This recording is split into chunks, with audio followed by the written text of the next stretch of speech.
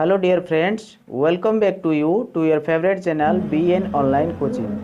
Friends आपण मैंने ये गोटे नोटिफिकेशन देखिपे Odisha subordinate staff selection commission जोटा कि ओडिशा अधस्थन कर्मचारी चयन आयोग। तो ये नोटिफिकेशन टी आसी जोटा कि प्रोविजनल रिजल्ट आसी रिटन टेस्ट जोटा कि आरआई एग्जाम होता तो तार रिटन टेस्ट रिजल्ट ये आसी जाइए। आपण मैंने चाहिए आपण मैंने जो मैंने परीक्षा देइचंती तो से रोल नंबर ये शो कर जो मैंने सिलेक्शन होती तो से आपण मैंने चाहिए ये आपण मान रोल नंबर चेक करेंगे। जदि आप सिलेक्शन होती तो रेडी हो जातु कहीं आपन को आउ गोटे स्टेप दे जावाक हम जोटा कि आपणकर skill test in computer application. तेणु आपण मैंने निजक प्रस्तुत करूँ एवं प्रिपेयर हूँ। तो एतिकी न्यूज़ देवार थिला। तो hope for the best, all the best, thank you. हाँ, जदि आपण मानक मो भिडियोटी भल लगी ताले लाइक कमेंट शेयर करने को जमा भी भूलें।